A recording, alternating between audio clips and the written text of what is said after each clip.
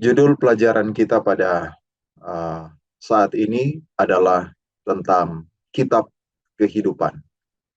Nah, ayat intinya diambil dari Daniel pasal 12 ayat yang ke-1. Kita buka Alkitab kita. Daniel 12 ayat yang ke-1, apa yang dikatakan di sini? Pada waktu itu juga akan muncul Mikael, pemimpin besar itu, yang akan mendampingi anak-anak bangsamu. Dan akan ada suatu waktu kesesakan yang besar, seperti yang belum pernah terjadi sejak ada bangsa-bangsa sampai pada waktu itu. Tetapi pada waktu itu bangsamu akan terluput, yakni siapa yang akan terluput ini? Barang siapa yang didapati namanya tertulis dalam kitab itu. Jadi akan ada kesukaran yang besar yang akan menimpa dunia ini, tetapi Alkitab meramalkan bahwa bangsa Israel atau bangsanya Daniel yaitu bangsa Israel, mereka akan terluput. Dan siapa mereka yang terluput itu? Mereka yang namanya tertulis dalam kitab itu. Oke. Okay? Dan mari kita lihat di dalam catatan di dalam Wahyu pasal yang ke-13. Cerita yang sama kembali diuraikan di dalam Wahyu pasal yang ke-13 dan Wahyu pasal yang ke-14. Mari kita buka Alkitab kita dalam buku Wahyu pasal yang ke-13 ayat yang ke uh, ya ayat yang ke-1 kita melihat ada binatang yang keluar dari dalam laut bertanuk 10 dan berkepala 7 dan seterusnya. Nah, binatang itu katanya serupa macan tutul, beruang, singa, dan mendapatkan kekuatan dari naga. Kemudian, uh, ketika dia mendapatkan kekuatan dari naga, dia membuka mulutnya yang penuh dengan kesombongan, kemudian uh, menghujat Allah selama 42 bulan. Kemudian ayat 7, perhatikan ayat 7. Dan ia diperkenankan untuk berperang melawan orang-orang kudus dan untuk mengalahkan mereka. Dan kepadanya diberikan kuasa atas setiap suku dan umat dan bahasa dan bangsa. Jadi dia akan membuat semua orang atau semua orang yang tidak menyembah kepada naga akan uh, akan dibunuh ini. Dia akan memerangi dan mengalahkan mereka. Jadi kekuasaan ini tentunya ini adalah lambang ya saudara-saudara. Karena kalau kita melihat Indonesia digambarkan dengan Garuda, burung Garuda. Cina digambarkan dengan naga. Tapi kita tidak berbicara sehubungan dengan Alkitab. Kita berbicara kekuatan dunia itu digambarkan dengan lambang. Jadi ada kekuatan yang digambarkan dengan naga, kekuatan yang digambarkan dengan binatang yang keluar dari dalam laut. Itu bukan binatang beneran, tapi sebuah kekuatan. Sebuah kekuasaan yang akan muncul di bumi ini. Dan kekuasaan itu akan berperang melawan orang-orang kudus dan mengalahkan orang-orang kudus. Dan kita akan lihat dia akan terus melakukan kekuasaannya. Bahkan di dalam ayat yang ke-10 dikatakan firman Tuhan, barang siapa ditentukan untuk ditawan, ia akan ditawan. Ditentukan untuk dibunuh dengan pedang, ia harus dibunuh dengan pedang, dan seterusnya. Dan dia akan melakukan sebuah kekuasaan yang sangat besar. Dan di ayat yang ke-8 dari Wahyu pasal 13, ketika dia mencapai puncak kekuasaannya, umat-umat Allah akan menghadapi penderitaan yang sangat besar. Tetapi, perhatikan ini. Tetapi, dan semua orang yang diam di atas bumi akan menyembahnya, yaitu Siapa mereka yang akan menyembahnya? Yaitu setiap orang yang namanya tidak tertulis sejak dunia dijadikan dalam kitab kehidupan dari anak domba yang telah disembelih. Apa artinya? Jadi semua orang katanya di bumi akan menyembahnya. Siapa yang akan menyembahnya? Yang namanya tidak tertulis. Jadi namanya tidak tertulis sejak dunia dijadikan di dalam kitab kehidupan anak domba yang telah disembelih. Jadi di sini ada sebuah istilah yang kita dapati, kitab kehidupan dari anak domba yang telah disembelih. Jadi apa yang kita lihat di sini yaitu kalau di Daniel pasal 12 ayat yang ke-1 akan ada kesukaran yang besar, dan kesukaran yang besar ini akan dihadapi oleh umat-umat Allah. Tetapi mereka yang setia kepada Allah, mereka yang jujur kepada Allah, mereka yang mau mengikuti Allah, nama mereka akan dicatat di dalam kitab kehidupan. Tetapi dalam kesukaran yang besar itu, apabila kita mengikuti akan kekuasaan dunia yang akan berperang melawan umat-umat Tuhan, kita mau berkompromi dengan kekuasaan itu, maka nama kita tidak akan tercatat dalam kitab kehidupan. Jadi di dalam kesukaran besar yang akan dihadapi oleh umat-umat Allah pada akhir zaman, maka itu sangat menentukan apakah nama kita tercatat di dalam kitab kehidupan atau dihapuskan. Yang sangat menarik adalah ini. Wahyu 13 ayat yang ke-8 dikatakan kitab kehidupan dari anak domba yang telah disembelih. Perhatikan akan hal ini. Kitab kehidupan dari anak domba. Kenapa kitab kehidupan itu? Kenapa kitab kehidupan itu dicatat di dalam atau dihubungkan dengan anak domba yang telah disembelih?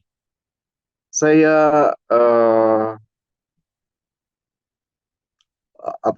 saya sangat tertarik dengan terjemahan bahasa Inggrisnya. Dikatakan seperti ini.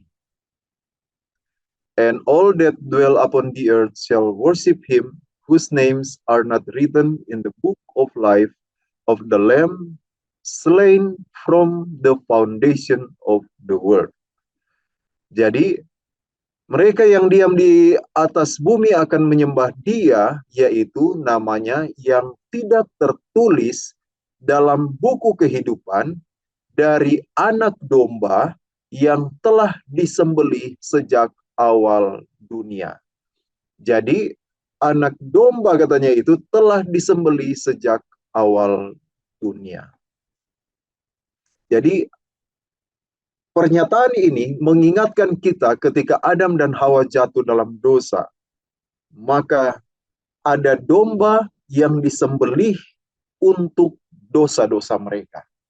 Dan kita tahu bahwa domba itu tidak lain melambangkan Kristus sendiri yang mati untuk dosa-dosa kita. Jadi saudara-saudara, ketika kita, jadi kenapa kitab kehidupan itu dihubungkan dengan anak domba yang telah disembelih sejak awal dunia? Karena sejak manusia jatuh di dalam dosa, ketika mereka melakukan dosa, nenek moyang kita yang pertama jatuh di dalam dosa, maka dosa menguasai manusia. Tetapi Yesus datang ke dunia ini dan mengambil posisi manusia, sehingga manusia yang jatuh itu, mereka dimungkinkan kembali untuk menjadi milik Allah. Mereka dimungkinkan kembali untuk menjadi milik Allah. Ketika manusia diciptakan, maka mereka adalah milik Allah. Ketika manusia diciptakan, mereka kepunyaan Allah. Mereka tercatat sebagai milik Allah. Ketika Adam diciptakan oleh Allah, maka dia langsung dicatat di dalam kitabnya Allah. Atau kalau di dalam Indonesia kita mengenal KK. Kita mengenal KK. Apa itu? Kartu keluarga. Kartu keluarga. Nah, sebenarnya ketika manusia diciptakan, mereka juga langsung dimasukkan di dalam KK-nya Allah. Dan apakah KK-nya Allah itu? KK-nya Allah itu adalah kitab kehidupan. Jadi ketika mereka diciptakan, mereka langsung ditulis KK-nya, anggota keluarga Allah, anak Allah yang maha tinggi. Tetapi ketika manusia jatuh di dalam dosa, maka anak domba yang disembelih itu sejak awal dunia mengambil kembali. Jadi ketika mereka jatuh di dalam dosa, mereka memperbudak diri mereka, menjual diri mereka kepada pihak yang lain. Tetapi anak domba itu membeli mereka kembali dan membuat nama mereka kembali tercatat di dalam KK-nya Allah, kitab kehidupannya Allah. Itu sebabnya dikatakan kitab kehidupan itu berhubungan dengan anak domba yang telah disembelih sejak awal dunia. Kenapa? Ketika manusia jatuh, maka Allah membeli mereka kembali melalui darah anak domba, sehingga mereka dimungkinkan kembali untuk tercatat di dalam kitab itu. Sekarang, kenapa dikatakan ada yang tidak tercatat di dalam kitab itu? Kenapa ada yang tidak tercatat di dalam kitab kehidupan itu? Mari kita lihat di dalam Wahyu pasal 3 ayat yang ke-5. Aku tidak akan menghapus namanya dari kitab kehidupan. Jadi namanya tidak akan dihapus. Apa artinya, saudara-saudara? Ketika Yesus menciptakan kita dan menebus kita sejak awal dunia, kita menjadi milik Allah sejak awal dunia melalui penciptaan dan penebusan, maka nama kita telah tercatat di dalam KK-nya Allah, kartu keluarganya Allah, kitab kehidupan dari anak domba yang telah disembelih. Itulah status kita, orang yang diselamatkan, menjadi anggota keluarga Allah, keluarga kerajaan Allah, menjadi anggota keluarga kerajaan Allah. Tetapi ternyata, walaupun nama kita sudah dicatat di dalam kitab kehidupan, di dalam kesukaran besar itu, ketika kita menolak Dia atau melakukan dosa-dosa tertentu, maka nama kita di dalam catatan Wahyu pasal 3 ayat yang ke-5 dapat dihapuskan oleh Allah sendiri. Nama kita dapat dihapuskan oleh Allah sendiri, tentunya dengan tangisan daripada Allah. Dengan luka yang sangat berat yang dialami oleh Allah untuk menghapus nama anaknya itu. Kenapa, saudara-saudara? Kenapa nama kita bisa dihapus dari KK-nya Allah atau kitab kehidupannya Allah? Dan yang menghapusnya adalah Yesus sendiri. Itu sebabnya dikatakan di dalam Wahyu pasal 3 ayat yang ke-5, kalau kamu menang, namamu tetap. Tapi kalau kamu kalah, maka namamu akan terhapus dalam kitab kehidupan. Kita baca lagi satu ayat di dalam Wahyu pasal yang ke-20, ayat yang ke-12. Dan aku melihat orang-orang mati besar dan kecil berdiri di depan tahta itu, lalu dibuka semua kitab dan dibuka juga sebuah kitab lain, yaitu kitab kehidupan. dan orang-orang mati dihakimi menurut perbuatan mereka berdasarkan apa yang tertulis dalam kitab-kitab itu. Jadi kitab kehidupan ini akan menjadi sebuah standar atau sebuah alat pemeriksaan pada pengadilan yang terakhir. Pastikan nama kita tidak terhapus dalam catatan kitab kehidupan itu. Saudaraku, ketika Allah menciptakan kita, nama kita dicatat di dalam KK-Nya. Ketika kita telah jatuh, Yesus datang menebus kita, membuat nama kita kembali tercatat di dalam KK-Nya Allah. Tetapi ketika di dalam kesukaran besar yang terakhir, kita terus-menerus menyangkal Tuhan, melakukan dosa-dosa tertentu, maka pada akhirnya nama kita tidak dapat dipertahankan di dalam kitab kehidupan. Oke, bagaimana caranya supaya nama kita tidak terhapus dan tetap dipertahankan di dalam kitab kehidupan? Mari kita buka Alkitab kita di dalam Filipi pasal 4 ayat yang ke-1 hingga ayat yang ke-3. Kita mulai ayat yang ke-3.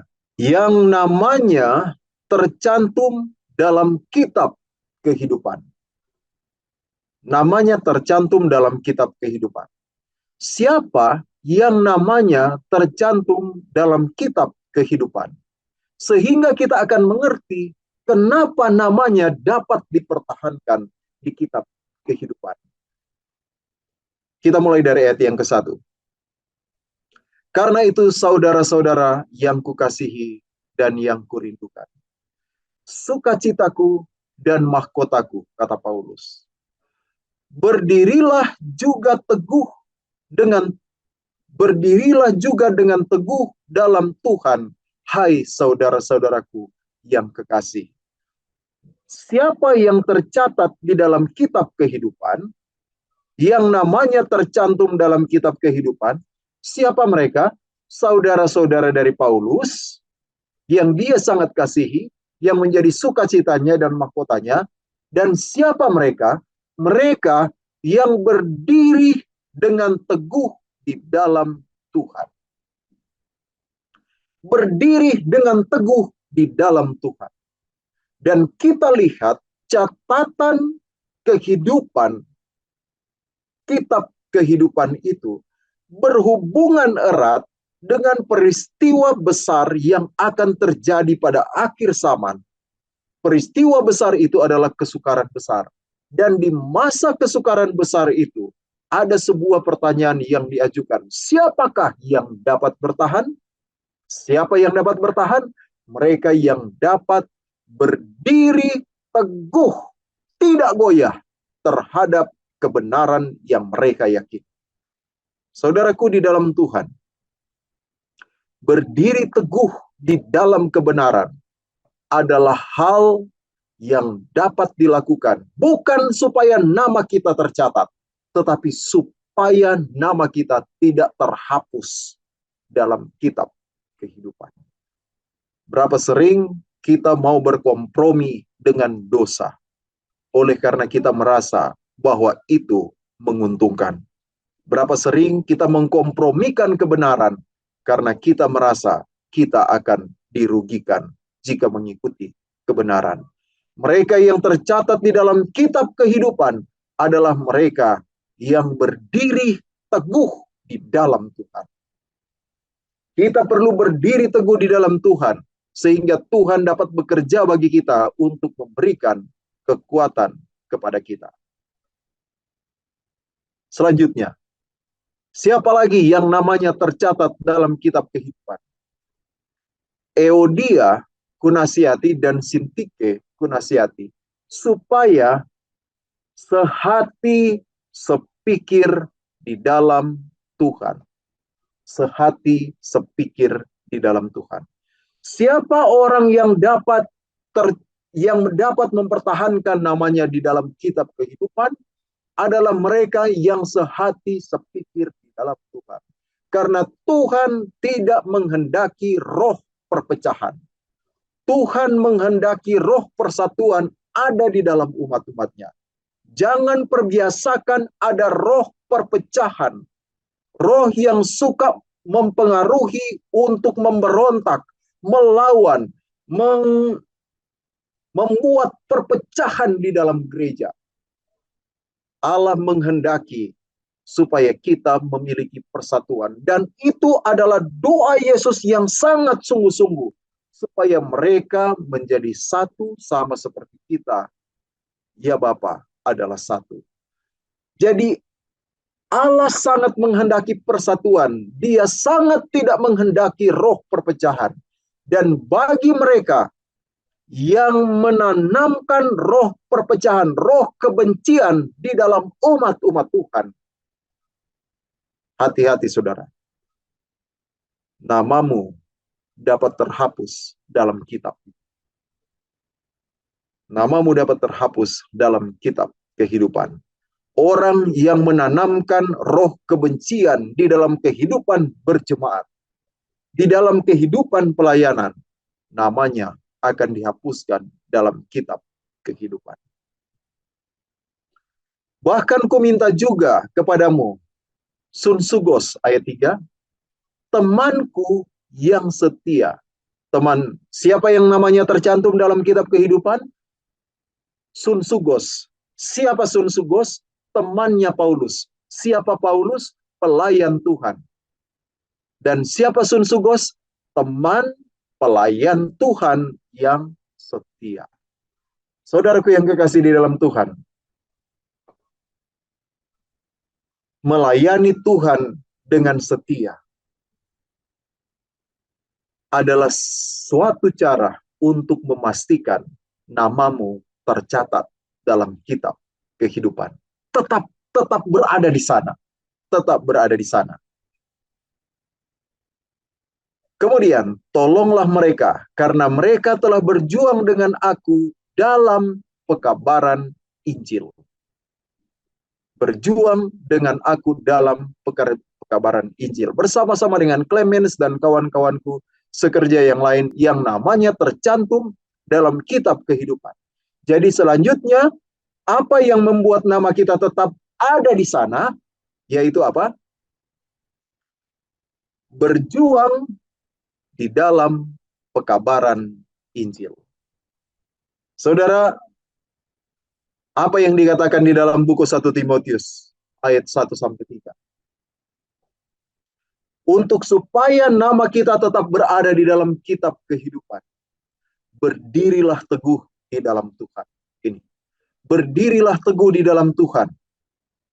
Tetap teguh di dalam iman kita, jangan goyah. Kemudian sehati sepikir, jangan ada roh pemecah. Jangan membiasakan roh untuk menghasut. Tetapi pertahankanlah iman kita dan biarlah kita tetap bersatu di dalam Tuhan, di dalam kekuatan kuasa-Nya. Kemudian setialah di dalam pelayanan. Setialah di dalam pelayanan dan berjuanglah dalam pekabaran Injil. Saudara, kadang di dalam mengabarkan Injil, ada banyak hal yang akan kita korbankan. Tetapi ada jaminan bahwa dengan demikian nama kita tetap berada di sana. Kita buka di dalam Lukas pasal yang ke-10, kita melihat apa yang dikatakan oleh Yesus bagi mereka yang berjuang di dalam pekabaran Injil. Lukas pasal 10 ayat yang ke-17. Ini cerita tentang murid-murid yang diutus untuk memberitakan Injil. Dan ketika mereka pergi, mereka memberitakan Injil, mereka kembali dan bersaksi. Ini 70 murid. Kemudian ke-70 murid itu kembali dengan gembira dan berkata, Tuhan, juga setan-setan takluk kepada kami demi namamu. Ini setelah mereka mengabarkan Injil ya. Jadi mereka pulang dengan sangat sukacita. Kemudian Yesus mengatakan, dengan mengabarkan Injil, aku melihat iblis jatuh seperti kilat dari langit. Sesungguhnya aku telah memberikan kuasa kepada kamu untuk menginjak ular dan kalajengking, dan kuasa untuk menahan kekuatan musuh, sehingga tidak ada yang akan membahayakan kamu. Kemudian perhatikan ayat 20. Ini perkataan Yesus setelah mereka selesai mengabarkan Injil. Namun demikian, janganlah bersukacita karena roh-roh itu takluk kepada kamu, tetapi bersukacitalah karena namamu ada terdaftar di surga. Lihat kata Paulus, setia di dalam pekabaran Injil, namamu tetap berada di dalam kitab kehidupan.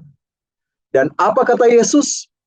Ketika kamu mengabarkan Injil, maka bersukacitalah karena namamu ada terdaftar di surga. Terdaftar di kakaknya Allah.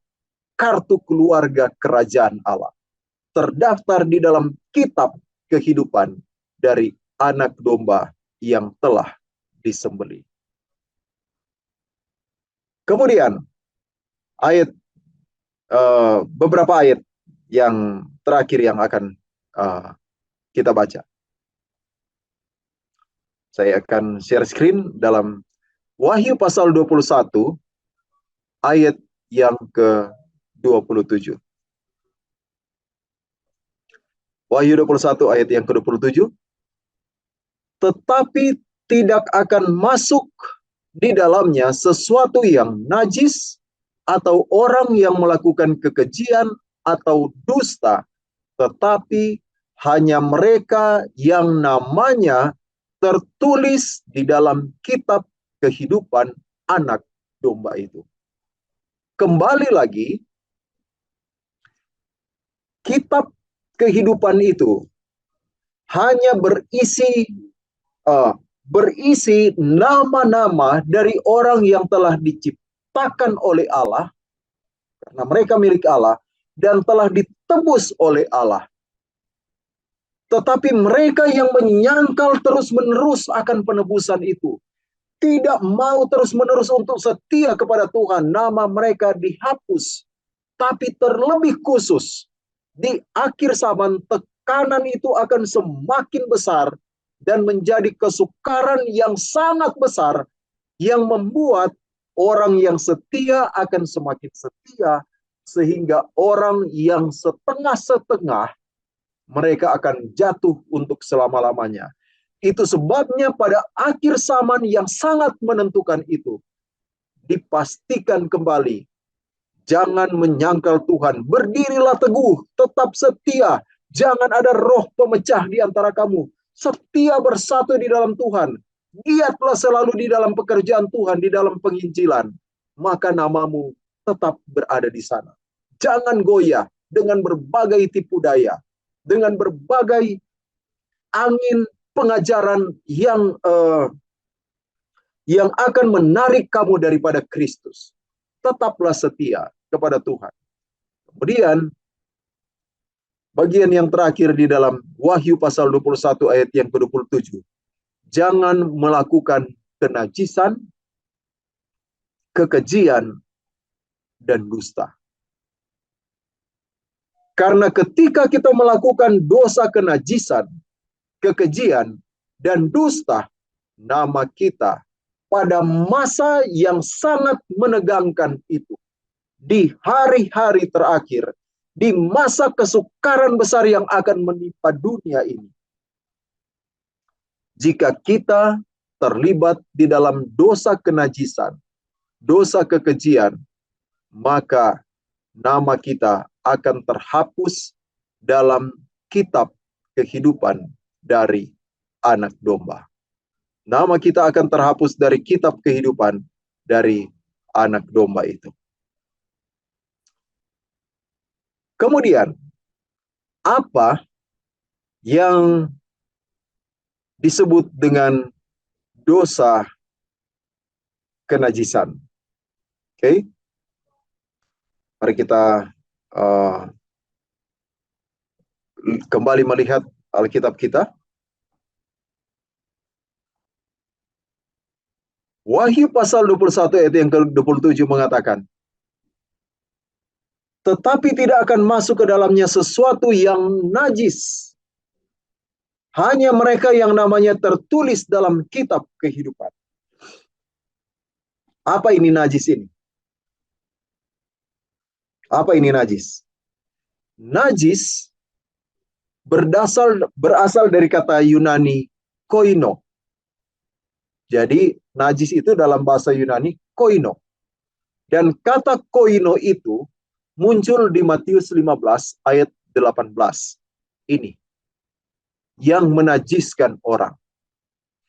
Dan mereka yang melakukan dosa kenajisan ini, yang melakukan dosa koino, itu namanya akan dihapus dari kitab kehidupan.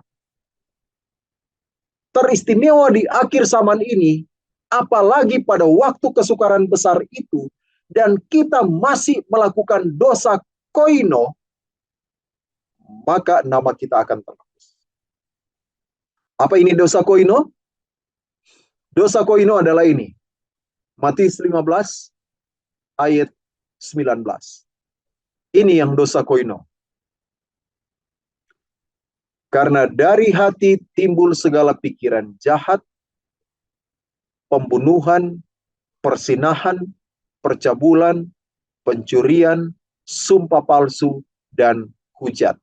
Kata Yesus, semua dosa inilah yang menajiskan orang atau koino. Dan mereka yang melakukan dosa koino, namanya tidak akan tertulis di dalam kitab kehidupan dari anak domba itu. Dosa apa saudara-saudara? Pikiran jahat, pembunuhan, persinahan, percabulan, pencurian, sumpah palsu, dan hujat. Selanjutnya, kekejian. Apa ini kekejian? Kekejian dari bahasa Yunani delukma. Dari bahasa Yunani delukma. Apa ini delukma? Delukma ini muncul di dalam Matius 24 ayat yang ke-15. Situ muncul. Kemudian dia muncul juga yaitu pembinasa keji yang berdiri di tempat kudus. Dan kita ada pelajaran secara khusus untuk ini. Pembinasa keji yang berdiri di tempat kudus. Tapi kita langsung ke Lukas 16 ayat yang ke-15. Ini. Kata delukma, yaitu kata kekejian, muncul di Lukas 16 ayat yang ke-15. Dibenci oleh Allah. Dan apakah kekejian itu yang membuat nama kita terhapus dalam kitab kehidupan? Ini. Membenarkan diri di hadapan orang. Saudara, apa itu membenarkan diri di hadapan orang? Dan dosa ini katanya adalah dosa yang dibenci oleh Allah. Saudara, kalau Allah sudah benci dosa ini, hati-hati. Nama kita akan terhapus dari buku kehidupan oleh karena dosa ini. Apa dosanya? Dosa membenarkan diri.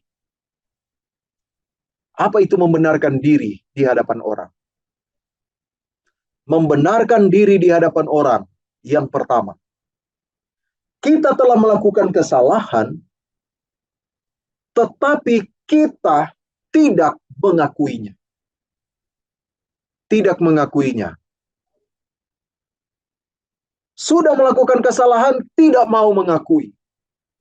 Itu membenarkan diri. Tapi ada yang lebih halus daripada itu. Kalau yang pertama, sudah melakukan kesalahan, ketika ditanya, tidak mau mengakui, mau membenarkan diri. Tapi yang lebih halus daripada itu adalah, kita sudah melakukan dosa, dan tidak mau atau masih merasa diri benar,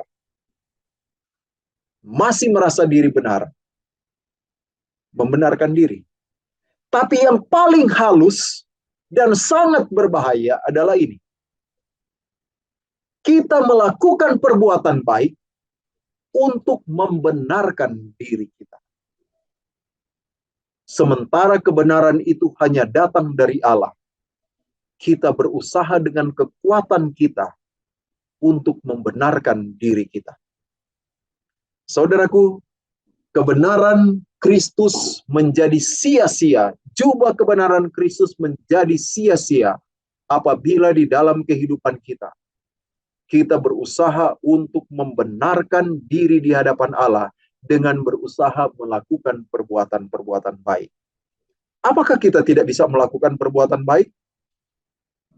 Apakah kita berdosa jika melakukan perbuatan baik? Sedangkan melakukan perbuatan jahat, nama kita akan keluar. Terus melakukan perbuatan baik juga salah. Perbuatan baik itu menjadi salah jika kita melakukannya dengan motif untuk membenarkan diri. Lakukanlah perbuatan baik itu, karena itu adalah perintah dari Dia yang telah mati bagi kita. Lakukanlah perbuatan baik itu, karena itu didasarkan atas kasih kita kepada Allah. Dan lebih daripada itu, karena ketika kita memiliki hati dan pikiran yang terdapat di dalam Kristus, maka perbuatan baik yang kita lakukan kepada sesama, kita akan lakukan itu bukan hanya karena sekedar kewajiban keagamaan, tetapi karena kasih yang mengalir dari dalam diri kita. Dan kadang perbuatan baik itu dapat dipersalahkan. Kalau motivasi kita melakukan perbuatan baik supaya kelihatan baik, maka akan ada waktunya ketika kita melakukan perbuatan baik, kita akan dipersalahkan. Dan kalau kita perbuatan baik itu didasari atas untuk supaya kita dilihat benar, dilihat baik, maka ketika kita melakukan perbuatan baik itu dan ada orang yang mempersalahkan, maka kita akan menyerah untuk melakukan perbuatan baik. Itu sebabnya Allah membenci dosa yang membenarkan diri di hadapan orang. Mau kelihatan baik, dia melakukan perbuatan baik supaya kelihatan baik. Dia melakukan perbuatan kewajiban keagamaan supaya kelihatan baik, kelihatan benar. Allah mengetahui jika itu adalah motivasinya, maka ketika kesukaran besar itu tiba, dia akan hilang. Kenapa? Apa gunanya saya buat semua ini? Tidak ada yang menghargai saya. Bahkan Tuhan sendiri jauh dari saya. Saya telah melakukan semua perbuatan-perbuatan ini, tetapi Allah jauh dari saya. Orang-orang menghina saya, bahkan mengancam saya. Apa gunanya saya menjadi baik? Tapi, jika perbuatan baik itu didasarkan atas kasih Allah yang kita miliki, didasarkan atas pikiran dan perasaan Allah yang kita miliki, maka apapun kondisinya, apapun keadaannya, bagaimanapun sulit tekanannya, kita tetap akan menjadi baik. Bukan karena kita dapat dinilai baik oleh orang, tetapi karena itulah kasih yang ada di dalam diri kita. Lakukanlah perbuatan baik itu, karena kita mengasihi Allah, dan karena kasih Allah ada di dalam diri kita, sehingga perbuatan baik itu tidak dapat dipengaruhi oleh keadaan, oleh penilaian orang, oleh apa balasan dari perbuatan kita. Perbuatan baik itu akan menjadi seperti perbuatannya Yesus. Walaupun dia disalib, dia tetap berkata kepada mereka yang ada di salib, Bapa, ampuni mereka. kepada mereka yang sedang menghujat dia. Dengan sungguh-sungguh dia berdoa, Bapa, ampuni dia. Saudara tahu apa yang terjadi? Kepala pasukan Roma bertobat. Saudara tahu apa yang terjadi? Orang-orang Yahudi yang telah berteriak, salibkan dia, dia pendusta, dia pembohong, dan lain sebagainya. Berbagai tuduhan dilemparkan kepada Yesus. Tapi apakah perbuatan jahat mereka membuat Yesus menjadi tidak baik? Tidak. Justru Yesus tetap berdoa kepada mereka, selamatkan mereka. Itulah perbuatan baik yang dikehendaki oleh Allah. Perbuatan baik yang berasal daripada Allah. Bukan sebuah usaha untuk membenarkan diri di hadapan orang. Usaha untuk membenarkan diri di hadapan orang akan menjadi sebuah perbuatan baik yang dibenci oleh Allah. Selanjutnya, apa yang membuat nama kita terhapus? Dosa kekejian, bedelukmah. Dalam Wahyu pasal 17 ayat yang keempat, itu adalah percabulan. Saudara, di dalam kitab Wahyu, hanya ada 2 dosa yang diulang-ulang. Yang pertama, dosa penyembahan atau isu tentang penyembahan. Yang kedua, tentang masalah percabulan. Dalam kitab Wahyu, 2 dosa ini. Dosa yang berhubungan dengan penyembahan dan dosa yang berhubungan dengan percabulan. Yang pertama, isu penyembahan kepada Allah. Mereka yang menyembah binatang dan patungnya dan menerima tanda pada tangannya, atau mereka yang menyembah kepada Allah. Yang kedua adalah percabulan. Mereka yang bersinah, berbuat cabul, dan mereka yang tetap setia sampai akhir. Kenapa saudara-saudara? Setan akan berusaha untuk menyerang manusia di dalam 2 hal ini pada akhir zaman secara khusus. Jadi secara khusus setan akan berusaha untuk menyerang umat manusia dalam 2 dosa ini. Menyembah kepada Allah yang benar atau menyembah kepada dirinya. Tetap setia mempertahankan hukum moral dalam hal percabulan. Tetap setia kepada pasangan. Tetap setia di dalam pikiran atau percabulan. Dan dosa percabulan ini, saudara-saudara, di akhir zaman ini akan diusahakan semakin kuat oleh setan, supaya akan semakin banyak orang yang akan terlibat di dalam dosa percabulan, persinahan, dan pikiran-pikiran yang amoral. Dia akan membuat berbagai serangan dari berbagai media untuk membuat manusia pada akhir zaman ini memiliki kekuatan moral yang dilemahkan. Saya pernah mendengar salah satu orang yang keluar dari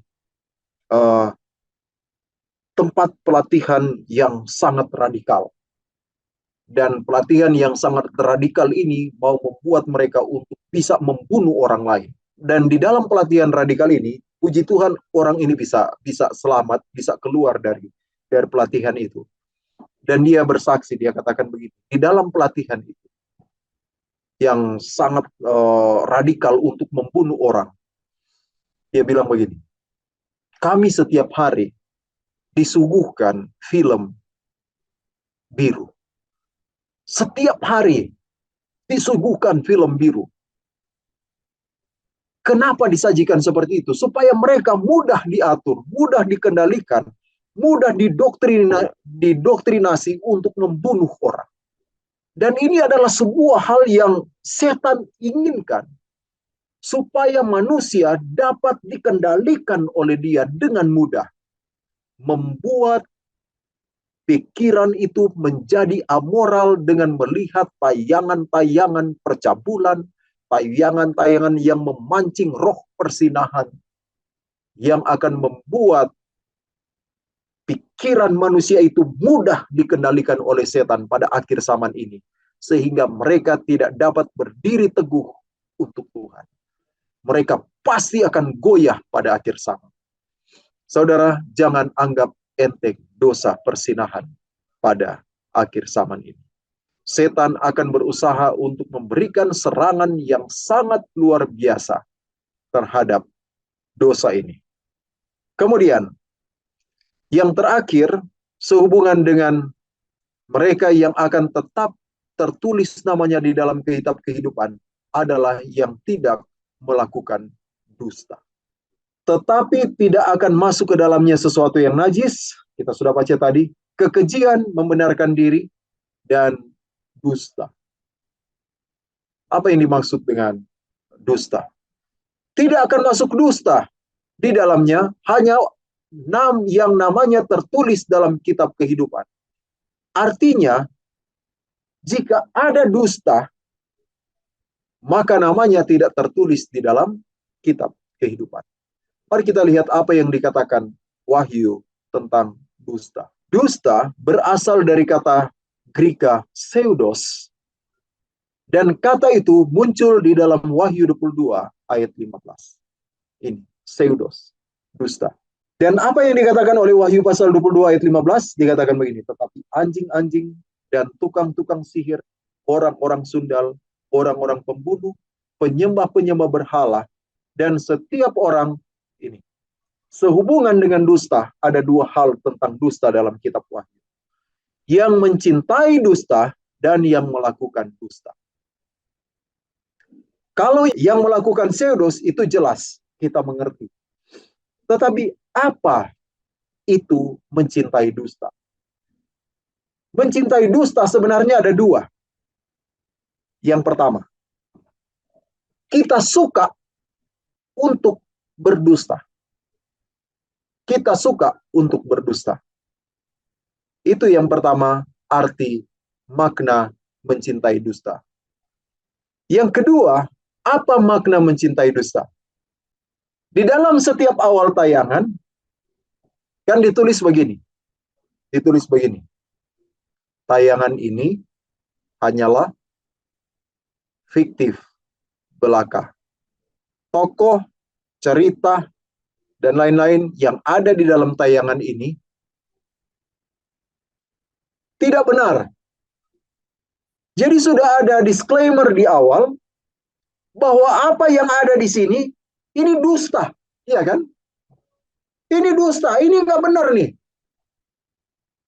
Tapi bagaimana anak-anak muda, bahkan orang tua yang ada sekarang? Di mana seri terbarunya? Sudah muncul nggak? Sudah ada nggak seri terbarunya? Dan setiap saat sudah setia untuk duduk di depan monster mata satu itu, untuk menantikan episode selanjutnya.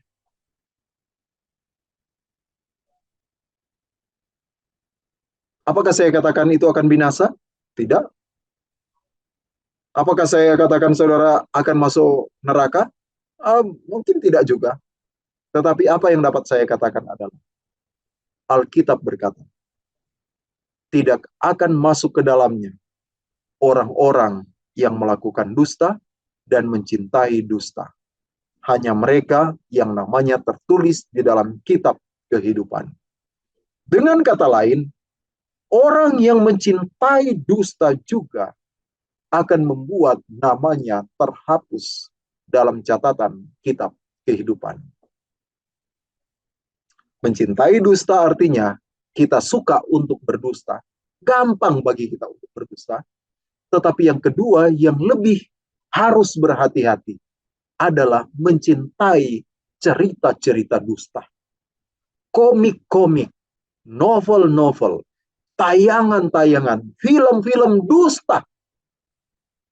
Apakah kita mencintainya?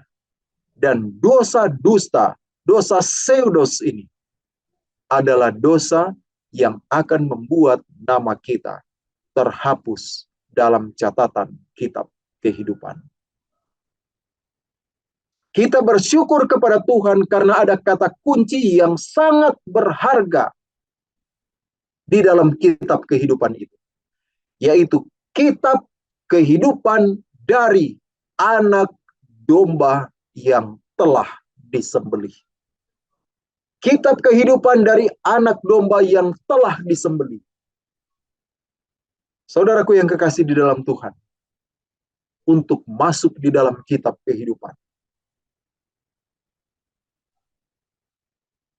hanya satu caranya. Anak domba yang telah disembelih. Engkau harus melihat kepada dia. Penghinaan yang dia terima. Salib yang dia terima. Caci maki yang dia terima. Darah yang dicurahkan yang dia alami. Semuanya itu dia lakukan supaya namamu tetap berada di sana. Supaya engkau yang telah hilang, engkau boleh tetap berada di sana. Lihatlah pengorbanan itu. Anak domba yang telah disembelih. Anak domba yang tidak berdosa yang disembelih untuk saudara. Ketika engkau mau melakukan dosa, ketika engkau mau melakukan pelanggaran, lihat dulu kepada anak domba yang telah disembelih. Engkau, namamu berada di dalam kitab kehidupannya anak domba oleh karena pengorbanannya. Masa engkau mau menganggap rendah pengorbanan itu dan mau menjual dirimu kepada dosa? Lihatlah kepada pengorbanan itu. Dia sangat mencintaimu dan dia rela untuk mengorbankan dirinya agar namamu ada di sana, terdaftar di sorga. Jangan jual dirimu kepada dosa dengan hal-hal yang receh, dengan tayangan-tayangan yang receh, dengan ego-ego yang receh, dengan keinginan-keinginan yang receh. Jangan jual diri. Yesus telah memberikan harga yang sangat mahal supaya namamu ada di sana. Datanglah kepada Tuhan. Terima pengorbananmu. Tapi engkau mungkin berkata, tapi Tuhan, saya memiliki kecenderungan untuk melakukan dosa. Jangan khawatir. Sedangkan mati di kayu salib, dia mau supaya engkau ada di sana. Apalagi cuma memberikan kuasa kepadamu supaya engkau dapat menang terhadap dosa. Dia dapat dengan mudah melakukannya supaya engkau dapat menang terhadap kuasa dosa. Sehingga engkau tetap akan berada di sana. Apabila roh untuk memecah belah muncul, roh untuk menghasut, menyebarkan isu-isu supaya orang berkelahi ada di dalam dirimu, berdoalah. Tuhan akan memberikan engkau kuasa supaya engkau dapat menang di dalam pergumulan. Kiranya kuasa itu akan menjadi milik aku. Dan saya dengan sungguh-sungguh berdoa, sehingga Tuhan akan mengaruniakan kuasa kepada saudara-saudara yang mengikuti akan program ini. Sehingga kita dapat menang terhadap kuasa dosa. Saya juga pribadi berdoa untuk saya pribadi, supaya saya juga dapat menang. Dan saya juga rindu, saudara sekalian, kita semua dapat menang terhadap kuasa dosa, jerat-jerat dosa ini, dengan melihat kepada anak domba yang telah tersembelih untuk membayar hukuman atas dosa kita, sehingga kita tetap berada di dalam kitab kehidupan dari Dia yang telah disembelih itu.